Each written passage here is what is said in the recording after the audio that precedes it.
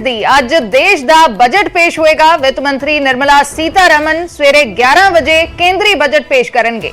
दस दे कि आम चोणां तो पहला आखिरी पूर्ण बजट है। 2024 दियां लोक सभा चोणां तो पहला मोदी सरकार दा आ फुल फ्लेज आखिरी बजट है। बिल्कुल, मोदी कैबिनेट दी पहला मीटिंग होएगी। सवेरे 10:15 बजे कैबिनेट दी मीटिंग होएगी। देश दे लोकां नूं बजट तो वड्डियां उम्मीदां ने।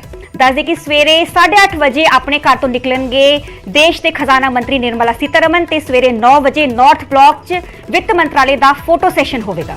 ते इस तो बाद बजट दी मंजूरी दे लई राष्ट्रपति भवन जाणगे ते करीब 10 बजे संसद भवन दे विच निर्मला सीतारमन पहुंचणगे। इस दे नाल ही निर्मला सीतारमन करीब 10:15 बजे दे करीब संसद भवन च कैबिनेट दी अहम मीटिंग होवेगी ते सवेरे 11 बजे सदन च आम बजट पेश कीता जावेगा।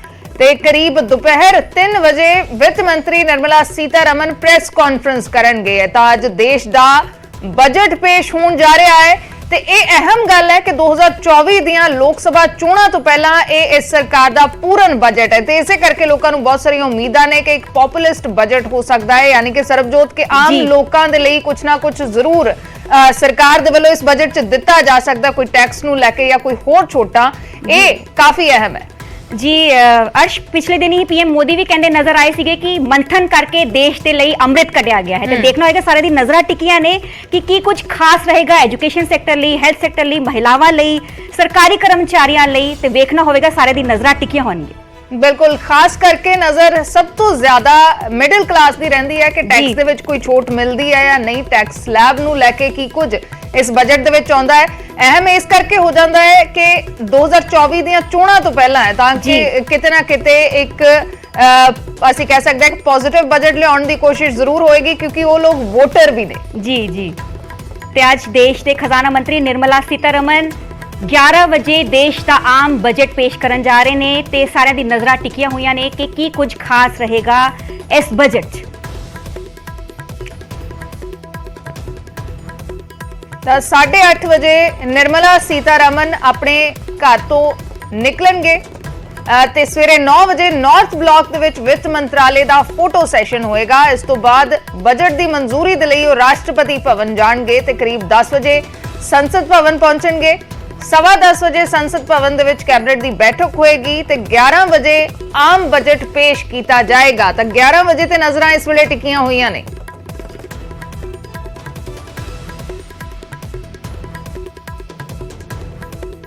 आम लोकां नूं खास करके बहुत उम्मीदां ने इस बजट तो कि उन्हां दे लई टैक्स नूं लैके खास करके नजरां बड़ियां हुंदियां ने जदों भी बजट पेश हुंदा है कि टैक्स दे विच कोई छूट मिलेगी या नहीं। अनूप गुप्ता साडे सहयोगी इस वेले फोन लाइन दे उत्ते जुड़ चुके ने।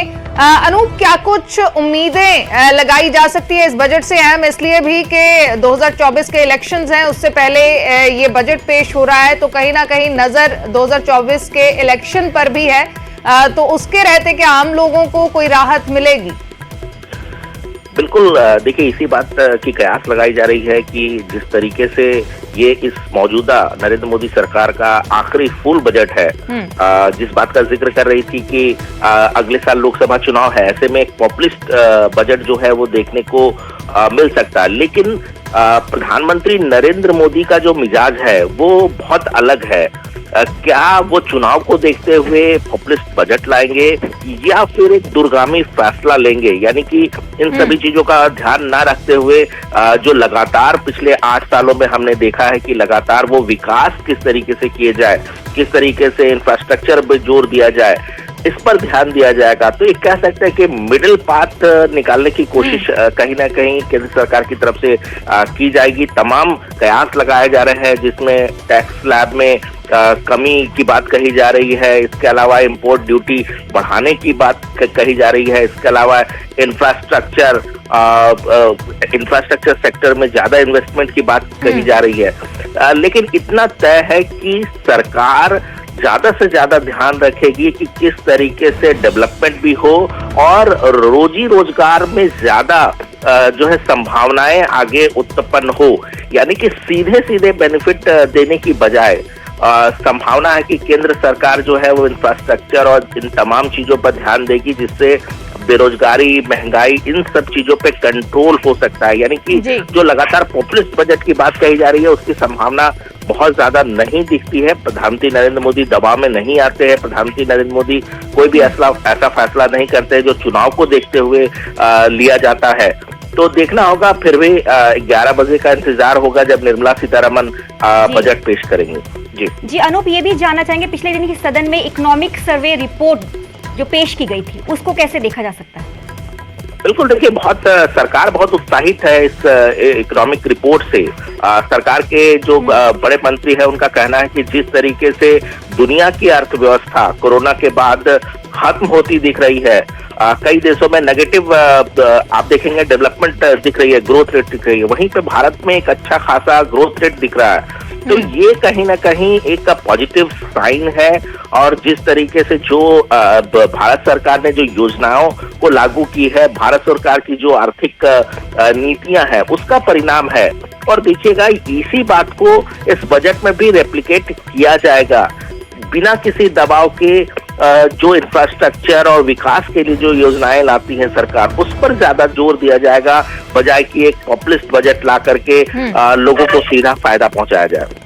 जी शुक्रिया अनूप, फिलहाल पूरी जानकारी के लिए। ਤਾਂ ਪੋਪੂਲਿਸਟ ਬਜਟ ਹੋਏਗਾ ਜਾਂ ਨਹੀਂ, ਇਹ ਅਜੇ ਵੀ ਸਵਾਲ ਬਣਿਆ ਹੋਇਆ। ਲੇਕਿਨ 2024 ਦੀਆਂ ਇਲੈਕਸ਼ਨਸ ਆ ਰਹੀਆਂ ਨੇ, ਲੇਕਿਨ ਜਿਵੇਂ ਅਨੂਪ ਜਾਣਕਾਰੀ ਦੇ ਰਹੇ ਸੀ ਕਿ ਹੋ ਸਕਦਾ ਹੈ ਕਿ ਉਸ ਤਰੀਕੇ ਦੀ ਸਿੱਧੀ ਰਾਹਤ ਨਾ ਦਿੱਤੀ ਜਾਵੇ, ਹੋਰ ਸੈਕਸ਼ਨਸ ਦੇ ਵਿੱਚ ਕਹਿ ਸਕਦੇ ਹਾਂ ਕਿ ਕੋਈ ਰਾਹਤ ਮਿਲੇ। ਪਰ ਸਾਰਿਆਂ ਦੀ ਨਜ਼ਰਾਂ ਟਿਕੀਆਂ ਹੋਈਆਂ ਨੇ ਕਿ ਕੀ ਕੁਝ ਖਾਸ ਰਹੇਗਾ ਅੱਜ ਦੇ ਆਮ ਬਜਟ। बिल्कुल, निर्मला सीतारमण 11 बजे देश का आम बजट पेश करेंगे। 11 बजे पता लगेगा कि कोई सीधी राहत मिलती है, मिडिल क्लास नूं राहत मिलती है, क्योंकि लंबे समय तो जे असीं कहीए सिर्फ जो टैक्सेस दे विच उवें दी राहत वेखण नूं नहीं मिली, ताकि इस बार कोई राहत टैक्सेस नूं लैके सीधी राहत, क्योंकि जदों भी बजट पेश हुंदा है सब तो पहला नज़र बाकी चीज़ां दे बाद दे विच जांदी है, लेकिन सब तो पहला नज़र हुंदी है कि टैक्स दे विच कितनी छूट आई है। जी ते पेपरलैस बजट होएगा, 2021 इंट्रोड्यूस किया गया सीगा कोरोना दे चलदे, ते वैबसाइट ते जाके ते ऐप डाउनलोड करके भी इसनूं वेखिया जा सकता है। तो ਅਸੀਂ ਤਸਵੀਰਾਂ ਦਿਖਾ ਰਹੇ ਹਾਂ। निर्मला सीतारमण ਅੱਜ 5ਵਾਂ ਬਜਟ ਪੇਸ਼ ਕਰਨਗੇ। निर्मला सीतारमण 2019 ਚ ਉਹਨਾਂ ਨੇ ਪਹਿਲਾ ਬਜਟ ਪੇਸ਼ ਕੀਤਾ ਸੀ। 2020 ਦੀਆਂ ਤਸਵੀਰਾਂ, 21 22 ਦੀਆਂ ਤਸਵੀਰਾਂ ਤੇ 2023 ਦੀਆਂ ਤਸਵੀਰਾਂ। ਇਸ ਵਾਰ 5ਵੀਂ ਵਾਰ निर्मला सीतारमण ਸੰਸਦ ਦੇ ਵਿੱਚ ਬਜਟ ਪੇਸ਼ ਕਰਨਗੇ।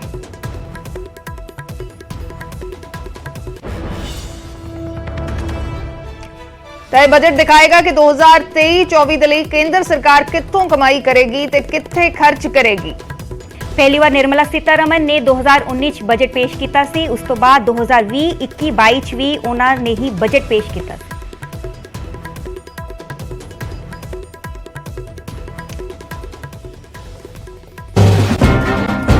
मुझे लगता है कि इस बजट में वित्त मंत्री जी को चाहिए कि एक नई रूपरेखा खेती की हमें बताएं कि भाई आने वाले दिनों में देश में खेती को और साथ में किसानी को कैसे ऊपर उठाया जा सके।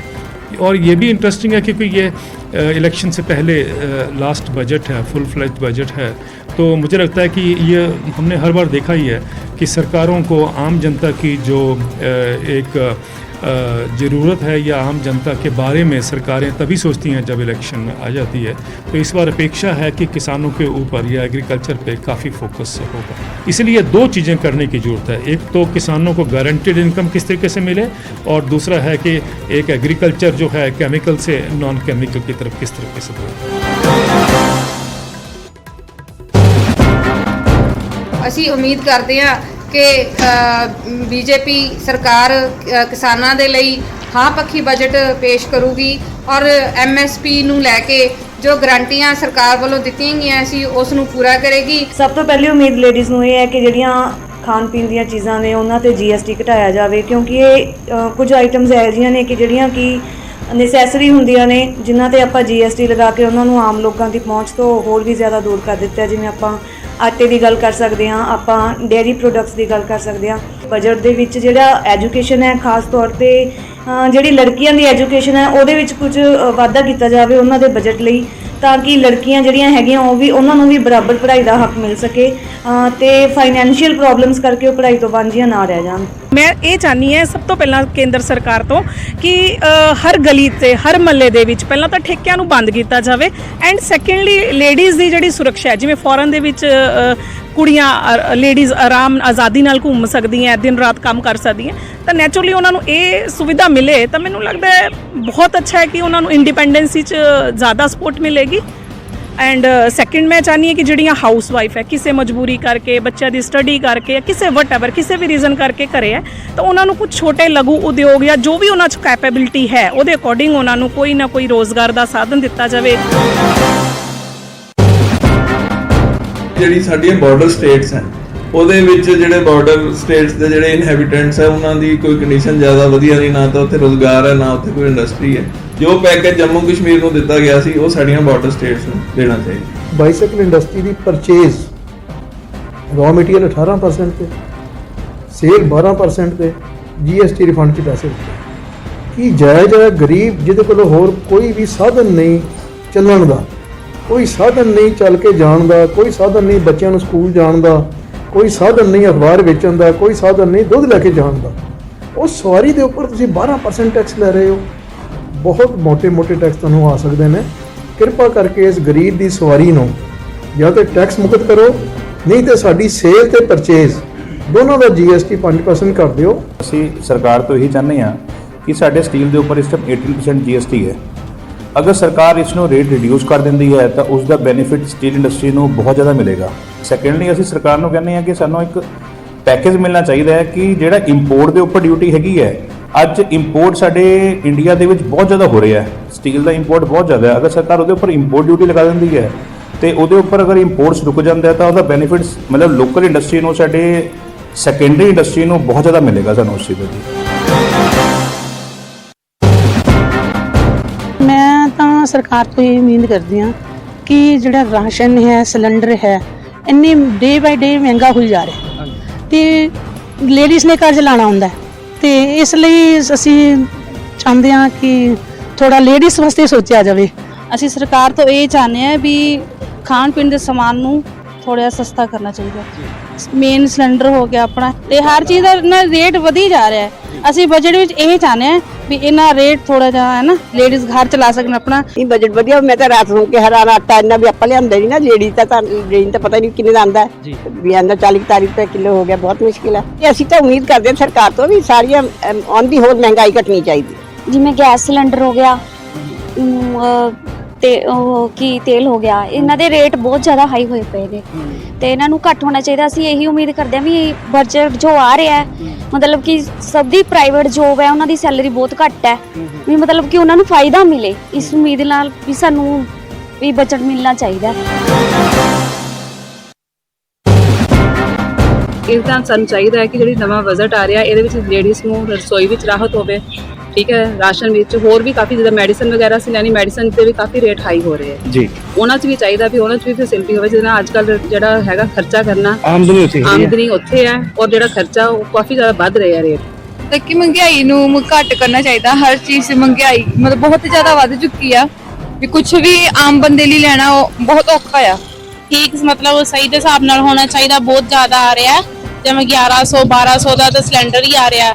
ਇਹਦਾ ਕਰਕੇ ਹਰ ਇੱਕ ਚੀਜ਼ ਮਹਿੰਗੀ ਹੋ ਰਹੀ ਹੈ। ਸਬਜ਼ੀਆਂ 'ਚ ਵੀ ਮਹਿੰਗੀ ਹੋ ਰਹੀ ਹੈ, ਫਰੂਟ ਵੈਜੀਟੇਬਲ ਹਰ ਇੱਕ ਚੀਜ਼ ਮਹਿੰਗੀ ਹੁੰਦੀ, ਕੋਈ ਵੀ ਚੀਜ਼ ਸਸਤੀ ਨਹੀਂ ਹੈਗੀ। ਸਰਕਾਰ ਨੂੰ ਚਾਹੀਦਾ ਜਿਹੜੇ ਛੋਟੇ ਕਿਸਾਨ ਨੇ ਉਹਨਾਂ ਦਾ ਜੋ ਕਰਜ਼ਾ ਗਿਆ ਸੀ ਇਹਨਾਂ ਨੇ ਉਹ ਮਾਫ ਕਰਨਾ ਚਾਹੀਦਾ, ਬਜਟ 'ਚ ਹੋਣਾ ਚਾਹੀਦਾ। ਰੁਜ਼ਗਾਰ ਦੇਣਾ ਚਾਹੀਦਾ। ਇੱਕ ਤਾਂ ਸਰਕਾਰੀ ਨਹੀਂ, ਉਹ ਘੱਟੋ ਘੱਟ ਪ੍ਰਾਈਵੇਟ ਜੋਬਸ ਤਾਂ ਦੇਣੀ ਚਾਹੀਦੀਆਂ ਨੇ ਜਿਹਦੇ ਕਰਕੇ ਆਪਾਂ ਨੂੰ ਇੱਥੇ ਰੁਜ਼ਗਾਰ ਮਿਲੇ। ਬਜਟ ਤਾਂ ਕੇਂਦਰ ਸਰਕਾਰ ਨੂੰ ਬਹੁਤ ਵਧੀਆ ਲਿਆਉਣਾ ਚਾਹੀਦਾ ਜਿਹੜਾ ਕਿ ਆਪਣੀ ਆਮ ਜਨਰੇਸ਼ਨ ਦੇ ਲਈ ਬੈਨੀਫੀਸ਼ੀਅਲ ਹੋਵੇ, ਠੀਕ ਹੈ। ਹੁਣ ਅੱਜ ਪੰਜਾਬ ਦਾ ਯੂਥ ਹੈ ਜਿਹੜਾ ਬਹੁਤ ਜ਼ਿਆਦਾ ਬਾਹਰ ਜਾ ਰਿਹਾ ਹੈ। ਉਹ ਕਿਉਂ ਜਾ ਰਿਹਾ ਹੈ? ਕਿਉਂਕਿ ਇੱਥੇ ਕੋਈ ਮਤਲਬ ਨੌਕਰੀਆਂ ਹੀ ਨਹੀਂ ਹੈਗੀਆਂ। ਸਟੂਡੈਂਟਸ ਪੜ੍ਹ ਕੇ ਸਾਰੇ ਮਤਲਬ ਉਹਨਾਂ ਨੂੰ ਕੋਈ ਇੱਥੇ ਜੋਬ ਨਹੀਂ ਮਿਲਦੀ। ਸੋ ਕੇਂਦਰ ਸਰਕਾਰ ਨੂੰ ਇਹ ਕਰਨਾ ਚਾਹੀਦਾ ਹੈ ਕਿ ਵਧੀਆ ਮਤਲਬ ਜੋਬਸ ਦੇਣੀਆਂ ਚਾਹੀਦੀਆਂ ਨੇ ਬੱਚਿਆਂ ਨੂੰ। ਮੇਰੀ ਰਿਕੁਐਸਟ ਹੈ ਸਰਕਾਰ ਨੂੰ ਕਿ ਬਜਟ ਇਹੋ ਜਿਹਾ ਹੋਣਾ ਚਾਹੀਦਾ ਹੈ। ਦੇਖੋ ਪਿਛਲੇ 2 ਸਾਲਾਂ ਤੋਂ ਇਨਕਮ ਟੈਕਸ ਤੇ ਕੋਈ ਰਿਬੇਟ ਨਹੀਂ ਮਿਲੀ ਔਰ mediocre family income tax payer ਹੈ। ਕੋਈ ਇੰਨੀ ਰਿਬੇਟ ਦੇਣੀ ਚਾਹੀਦੀ ਹੈ ਕਿ ਹਰ ਆਦਮੀ ਉਸ ਨੂੰ ਈਜ਼ੀਲੀ ਟੈਕਸ ਪੇ ਕਰ ਸਕੇ ਤਾਂ ਕਿ ਛੂਟ ਜ਼ਿਆਦਾ ਮਿਲੇ। ਮੈਂ ਇੱਕ ਹੋਰ ਜਿਹੜਾ ਇੱਕ ਅਹਿਮ ਮੁੱਦਾ ਹੈਗਾ ਉਸ ਦੇ ਉੱਤੇ ਇਹਦੇ ਵਿੱਚ ਬਜਟ ਦੇ ਵਿੱਚ ਕੁਝ ਰੱਖਣ ਦੀ ਉਹ ਕਰਾਂਗਾ ਕਿ ਜਿਹੜਾ ਬੇਰੁਜ਼ਗਾਰੀ ਦਾ ਮੁੱਦਾ ਹੈਗਾ ਉਹ ਇੱਕ ਬਹੁਤ ਵੱਡਾ ਮੁੱਦਾ ਹੈਗਾ। ਕਿਉਂਕਿ ਸਾਡੇ ਪੰਜਾਬ ਦੇ ਵਿੱਚੋਂ ਵੀ, ਸਾਡੇ ਸਮਾਣੇ ਦੇ ਵਿੱਚੋਂ ਜਾਂ ਸਾਡੇ ਪੰਜਾਬ ਦੇ ਪਿੰਡਾਂ ਦੇ ਵਿੱਚੋਂ, ਸ਼ਹਿਰਾਂ ਦੇ ਵਿੱਚੋਂ ਪਹਿਲਾਂ ਤਾਂ ਚਲੋ ਬਹੁਤ ਘੱਟ ਲੋਕ ਨੇ ਜਿਹੜੇ ਉਹ ਬਾਹਰ ਜਾਂਦੇ ਸੀਗੇ। ਹੁਣ ਬੇਰੋਜ਼ਗਾਰੀ ਕਰਕੇ, ਕਿਉਂਕਿ ਉਹਨਾਂ ਨੂੰ ਉਰੇ ਰੋਜ਼ਗਾਰ ਦੀ ਥੋੜੀ ਜਿਹੀ ਘਾਟ ਹੈਗੀ ਹੈ, ਵੀ ਉਹਦੇ ਵਸੀਲੇ ਇਹਦੇ ਵਿੱਚ ਜ਼ਿਆਦਾ ਪੈਦਾ ਕੀਤੇ ਜਾਣ ਤਾਂ ਕਿ ਜਿਹੜੀ ਸਾਡੀ ਨਵੀਂ ਜਨਰੇਸ਼ਨ ਹੈ ਉਹ ਬਾਹਰ ਜਾ ਰਹੀ ਹੈ ਉਹ ਬਾਹਰ ਨਾ ਜਾਵੇ, ਉਹਨਾਂ ਨੂੰ ਉਰੀ ਰੋਜ਼ਗਾਰ ਮਿਲ ਜਾਵੇ। ਸਭ ਤੋਂ ਜ਼ਿਆਦਾ ਪਹਿਲਾਂ ਤਾਂ ਆਟੇ ਦੀ ਹੀ ਸਭ ਤੋਂ ਜ਼ਿਆਦਾ ਮਹਿੰਗਾਈ ਹੋਈ ਵੀ ਹੈ। ਆਟਾ ਜਿਹੜਾ ਹੈ ਉਹ 32 ਰੁਪਏ ਕਿਲੋ ਦੇ ਕਰੀਬ ਚੱਲ ਰਿਹਾ ਹੈ, ਜਿਹੜਾ ਪਿਛਲੇ ਸਾਲ ਲਗਭਗ 24-25 ਰੁਪਏ ਕਿਲੋ ਸੀਗਾ, ਉਹੀ 7-8 ਰੁਪਏ ਕਿਲੋ ਤੇਜ਼ ਹੈ ਜੀ। ਤੇ ਰਿਫਾਈਨਡ ਜਿਹੜਾ ਇਸ ਟਾਈਮ 130-35 ਰੁਪਏ ਹੈ, ਉਹ ਪਿਛਲੇ ਸਾਲ ਵੀ ਲਗਭਗ ਇਸ ਟਾਈਮ 85-90 ਰੁਪਏ ਸੀਗਾ ਜੀ। ਇਹ ਦੋ ਚੀਜ਼ਾਂ ਜ਼ਿਆਦਾ ਜਿਹੜੇ ਆਮ ਲੋਕਾਂ ਦੇ ਘਰੇਲੂ ਰਸੋਈ 'ਚ ਕੰਮ ਆਉਣ ਵਾਲੀ ਆਈਟਮ ਹੈ। ਅਸੀਂ ਕੇਂਦਰ ਸਰਕਾਰ ਤੋਂ ਇਹ ਮੰਗ ਕਰਦੇ ਹਾਂ ਵੀ ਮਹਿੰਗਾਈ ਥੋੜੀ ਜਿਹੀ ਘਟੇ, ਘਰ ਦੇ ਵੀ ਖਰਚੇ ਕੱਢਣ, ਲੋਕਾਂ ਦੇ ਬਹੁਤ ਜ਼ਿਆਦਾ ਔਖਾ ਹੋ ਰਿਹਾ, ਦਿੱਕਤ ਆ ਰਹੀ ਹੈ।